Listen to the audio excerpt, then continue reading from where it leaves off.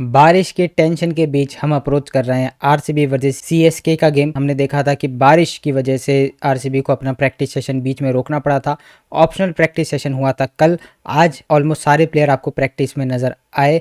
बारिश के टेंशन के दौरान ही सीएसके की टीम भी बेंगलुरु के अंदर पहुंची और उन्होंने भी प्रैक्टिस करी। अब देखते हैं कि वेदर कल का कैसा रहता है। लेकिन अगर बात करें प्रैक्टिस सेशन की तो दोनों टीम्स प्रैक्टिस करती नजर आई। लेकिन बात करें पॉइंट्स टेबल की तो आरसीबी जहां सेकंड नंबर पे मौजूद है, मुंबई जीती तो वो फर्स्ट पे पहुंच गई थी। लेकिन उन्होंने एक एक्स्ट्रा मैच आरसीबी से खेला है। अगर वो सीएसके को हम हरा के पॉइंट्स टेबल पे ऊपर जाने का पूरा मादा रखते हैं, जहां एक तरफ आरसीबी की टीम कंप्लीट एक टीम की तरह खेल रही है, सभी प्लेयर्स एक दूसरे को कॉम्प्लीमेंट करते नजर आ रहे हैं, वहीं अभी तक सीएसके को अपनी प्लेइंग 11 भी नहीं मिली है। बॉलर्स की बात करें तो जैसे हमने कल भी बात करी थी, खलील के अलावा कोई भी इफेक्टिव नजर नहीं आता है। जो उन्होंने अपनी स्पिन ट्राई को इतना हाइप किया था उसमें से तो अब अश्विन बाहर बैठे हैं, जडेजा उतना इफेक्टिव लग नहीं रहे हैं। नूर को भी शुरुआत में जो खौफ की नजरों से सभी बल्लेबाज देखा करते थे, अब उनका उतना खौफ बचा नहीं है। तो खलील के अलावा पूरी बॉलिंग इनकी कमज़ोर है। बैटिंग की बात करें तो बैटिंग में कभी कोई चलता है कभी नहीं चलता है। यंग ब्लड इन्होंने इंट्रोड्यूस किया है साइक रशीद और आयुष मात्रे के रूप में, लेकिन वो भी अभी तक अपना बहुत ज़्यादा कोई इम्पैक्ट डालते नजर नहीं आए। लेकिन फिर भी आप ये तो बात कहेंगे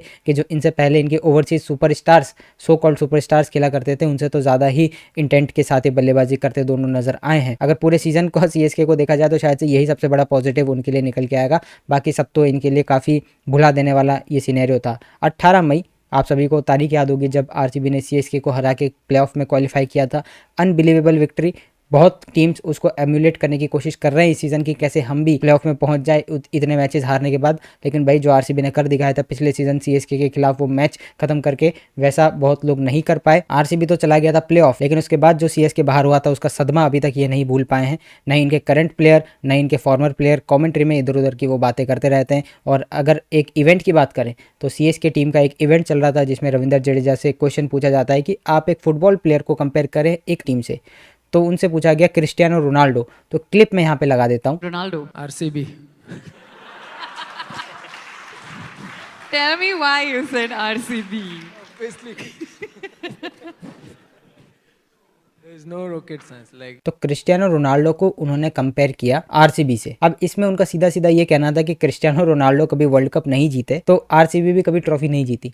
लेकिन शायद से ये भूल गए रविंद्र जडेजा कि आप अगर फैन फॉलोइंग की बात करो, सोशल मीडिया फॉलोइंग की बात करो, आप बात करो नंबर ऑफ ट्रॉफीज जो उन्होंने अपने देश के लिए और अपने क्लब्स के लिए जीती है ऑल ओवर द वर्ल्ड, वो उसमें शायद क्रिस्टियानो रोनाल्डो की कोई बराबरी नहीं है। तो फैन बेस के मामले में जैसे रोनाल्डो की सबसे बड़ी फैन फॉलोइंग है, वैसे आरसीबी की भी है। रोनाल्डो जैसे अपने फैंस को बार बार प्राउड महसूस कराता है, वैसे आरसीबी भी कराती है। तो मुझे तो कहीं से भी ऑफेंसिव लगा नहीं, लेकिन पता नहीं क्यों जो स्टेज पे लोग बैठे थे जडेजा के साथ में, जो ऑडियंस में लोग बैठे थे, वो भी इस पे हंसने लग गए। तो लोग कह रहे भाई ट्रोल कर रहे हैं, मैं तो कह रहा हूँ भाई आरसीबी की तारीफ हो रही है। Cristiano Ronaldo one of the greatest ever to play sport, उससे अगर आपको कंपैरिजन किया जा रहा है तो इसमें आपको निराश होने वाली क्या बात है। लेकिन मुझे पता है जडेजा कहाँ से आ रहे थे, वो शायद से कुछ माइंड गेम्स खेलना चाह रहे थे।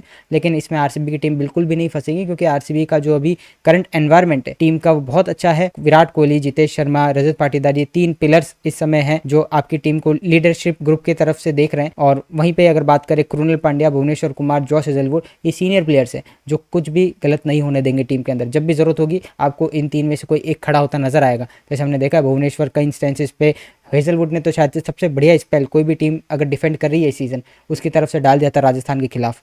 और अगर आप कृणाल की बात करें तो पिछले मैच में तो सिर्फ कृणाल ही थे, उनके अलावा तो कोई दिख भी नहीं रहा था। तो बहुत सारे पॉजिटिव्स के साथ आरसीबी फिर से चिन्नास्वामी आ चुकी है। लेकिन बस एक दिक्कत है आरसीबी को कि चिन्नास्वामी में जीतना थोड़ा मुश्किल होता है। हमको हेजलवुड का वो स्पेल लगा था एक ऐसी टीम के खिलाफ जो पॉइंट्स टेबल में नीचे बैठी है, जो 10 मैच होते ही सभी टीम्स के तभी एलिमिनेट हो गई थी, तब हम उनको हरा पाए हेजलवुड के उस मैजिकल स्पेल के बाद। तो वो भी आपकी विक्ट्री तो अच्छी थी, कॉन्फिडेंस आपका बढ़ा होगा, लेकिन मन में फिर भी डाउट एक रहता है कि अब आप अपने होम ग्राउंड पे कैसे जीतेंगे। ऊपर से एक सीएसके का ये प्रेशर कि वो ऑफिशियली अब एलिमिनेट हो चुके हैं, उनके पास किसी तरीके का कोई प्रेशर नहीं है, वो एकदम फ्री होके खेलेंगे।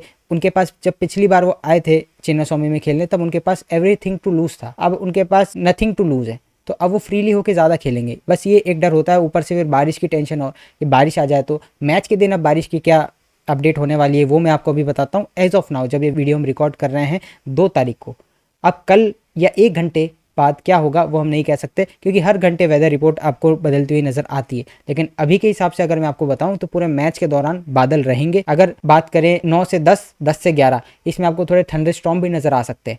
बारिश की अगर मैं बात करूं तो 40 से 30% बारिश होने की संभावना है। बारिश मुश्किल है कि आएगी, और अगर आती भी है तो मैच आपका होगा जिस तरीके से हमने देखा था पंजाब वाले मैच में भी कि आरसीबी का जो ड्रेनेज सिस्टम है टॉप क्लास है, सोलर सिस्टम से पूरा ऑपरेट होता है। तो मतलब अगर आप टेक्नोलॉजी के हिसाब से देखो तो चिन्नास्वामी के स्टेडियम में कोई कमी नहीं है, बस कमी आ जाती है आरसीबी के यहाँ जीतने में। तो इसलिए सभी फैंस कहते हैं कि आरसीबी को मूव आउट कर जाना चाहिए चिन्नास्वामी से। लेकिन मैं आपको बता दूं, सिर्फ इंडिया ही नहीं, दुनिया के one of the most advance grounds की अगर आप बात करेंगे तो उसमें चिन्नास्वामी का नाम आता है। आरसीबी प्लेइंग 11 की बात करें तो फिल सॉल्ट पूरी तरीके से तैयार है ये मैच खेलने के लिए। जेकब बेथेल को वो करेंगे डायरेक्टली रिप्लेस, बाकी और भी कोई चेंज आरसीबी की तरफ से नहीं आपको देखने को मिल सकता। लोग कह रहे हैं कि आप जेकब बेथेल को रोमारो शेपर्ड की जगह खिला लो, लेकिन भाई शेपर्ड का रोल ही पूरा अलग है। वो फिनिश करते हैं गेम, टिम डेविड के भी नीचे आते हैं। आप बेथल को उतना नीचे नहीं बेच सकते। बेथल अगर खेल भी सकते हैं, अगर हम उनको किसी तरीके से डालने की कोशिश करें तो रोमारो शेपर्ड बाहर होंगे और आप जितेश के ऊपर बेथल को डालेंगे जहाँ पे लिविंगस्टन खेला करते थे। तो अभी टीम में कितना बेथल को लेकर कॉन्फिडेंस है, इस पर सब कुछ डिपेंड करेगा। और क्या आप रोमारियो को, जिनकी बैटिंग अभी तक एक भी मैच में नहीं आई है, उनको आप बिना किसी परफॉर्मेंस के, बिना किसी रीज़न के बाहर कर देंगे तो उस प्लेयर के कॉन्फिडेंस के लिए क्या होगा।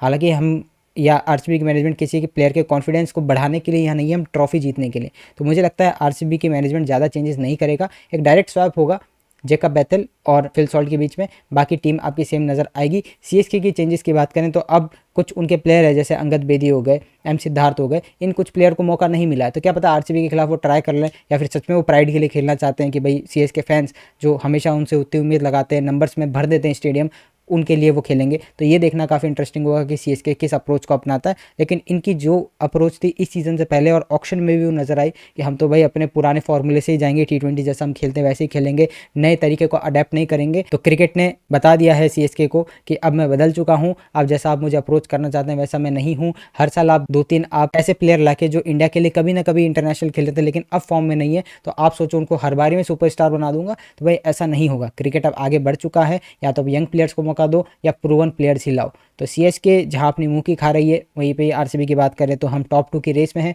टॉप 2 के लिए आपको कम से कम 18 पॉइंट चाहिए होते हैं। 14 पे अभी आरसीबी बैठा है, सीएसके को हरा के 16 हो जाएंगे तो ऑलमोस्ट आप प्लेऑफ के लिए क्वालिफाई कर जाएंगे। क्यों नहीं लगेगा, क्यों आपका लगेगा 18 पे जाने के बाद। 18 पे आप हो सकता है टॉप 2 भी क्वालिफाई कर जाए। लेकिन अभी आपके पास इनफ मैचेज हैं, 4 मैचेज आरसीबी के बचे हैं, सीएसके, एसआरएच, केकेआर और एलएसजी। तो इन सभी को हम हराने का मादा रखते हैं इस सीज़न। तो पूरे कॉन्फिडेंस के साथ इस मैच में आरसीबी की टीम जा रही है। प्रैक्टिस पूरी कर ली है। बारिश की संभावना जो थी वो मैंने आपको बता दी, लेकिन बारिश इतनी नहीं होगी कि पूरा मैच ही कैंसिल हो जाए।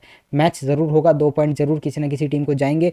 आरसीबी जो पिछला मैच अपना चिन्नास्वामी पे खेला था, जो रेन अफेक्टेड था, वो इतना इंप्रेसिव नहीं था आरसीबी के पॉइंट ऑफ व्यू से। तो आरसीबी के पास भी एक चांस होगा कि वो उस गलती को सुधारे। और जो हमने देखा कि राजस्थान वाले मैच में सुधारा भी, कि बैटिंग जहां हम 40 पे 7 हो गए थे, वहीं पे हमने थोड़ी संभल के शुरुआत करी, थोड़े एक डिसेंट टोटल तक गए और राजस्थान को फिर हमने उतने रन्स नहीं करने दिए। तो होपफुली आरसीबी उन गलतियों से सीखा होगा। और अब अगर रेन अफेक्टेड मैच होता भी है तो छोटे मैच में पहले तो हम टॉस जीते, वो इंपॉर्टेंट है, और उसके बाद में हम मैच भी जीते। तो मिलते हैं आपसे अगली किसी और अपडेट के साथ में, तब तक के लिए गुड बाय।